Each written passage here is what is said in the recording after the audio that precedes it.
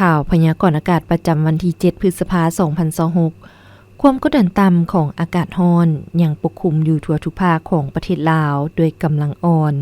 สมทบกับกระแสลมตะวันตกเฉียงใต้พัดปกคลุมซึ่งจะเฮ็ดให้อากาศร้อนอยู่ทั่วไป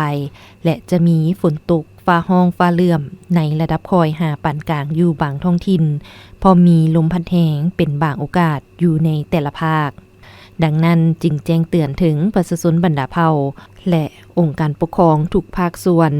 จงมีสติระมัดระวังต่อกับสภาพฝนตกฟ้าร้องฟ้าเหลื่อมฟ้าผ่า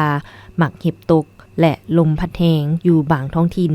ขอให้ติดตามข่าวพยากรณ์อากาศจากกรมอุตุนิยมและอุทกศาสตร์อย่างต่อเนื่องสภาพอากาศภาคเหนือด้านตะวันออกแขวงพงสาลีอุณหภูมิเฉลี่ยระหว่าง 16-26 องศามีเฝือปกคลุมเป็นบางส่วนแขวงหัวพันอุณหภูมิเฉลี่ยระหว่าง 19-27 องศามีฝนตกฟ้าร้องฟ้าเหลื่อมและมีเนื้อที่ปกคลุมของฝนกว่าเอา 25-30 ส่วนห้อยของพื้นที่แขวงเสียงขวางอุณหภูมิเฉลี่ยระหว่าง 19-26 องศามีฝนตกฟ้าร้องฟ้าเหลื่อมและมีเนื้อที่ปกคลุมของฝนกว่าเอา20ส่วนห้อยแขวงอุดมไซอุณหภูมิเฉลี่ยระหว่าง 22-31 องศามีเฝือปกคลุมเป็นบางส่วนแขวงบ่อแก้วอุณหภูมิเฉลี่ยระหว่าง 24-33 องศามีเฝือปกคลุมเป็นบางส่วนแขวงหลวงน้ำทาอุณหภูมิเฉลี่ยระหว่าง 21-33 องศาแขวงหลวงพะบางอุณหภูมิเฉลี่ยระหว่าง 25-34 องศาแขวงไชยบุรีอุณหภูมิเฉลี่ยระหว่าง 24-34 องศาและมีเฝือปกคลุมเป็นบางส่วนนครหลวงวิจันทร์อุณหภูมิเฉลี่ยระหว่าง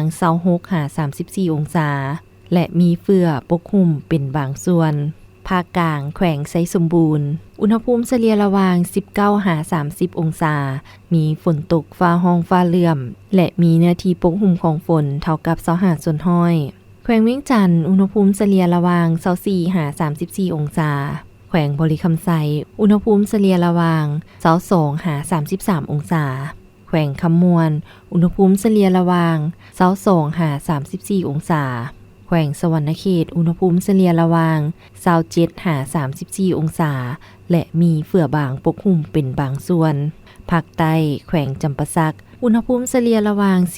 16-36 องศามีเฝือบางปกคลุมเป็นบางส่วนและจะมีฝนตกในระดับคอยเนื้อที่ปกคลุมของฝนกว่าเอา 15-25 ส่วนห้อยของพื้นที่แขวงสารวันอุณหภูมิเฉลี่ยระหว่าง 26-35 องศาแขวงเซกองอุณหภูมิเฉลี่ยระหว่าง 17-35 องศาและจะมีฝนตกฟ้าร้องฟ้าเหลื่อมเนื้อที่ปกคลุมของฝนกว่าเอา 20-55 ส่วนห้อยของพื้นที่แขวงอัตตปืออุณหภูมิเฉลี่ยระหว่าง 25-35 องศาและจะมีฝนตกฟ้าร้องฟ้าเหลื่อมเนื้อที่ปกคลุมของฝนกว่าเอา30ส่วนห้อยของพื้นที่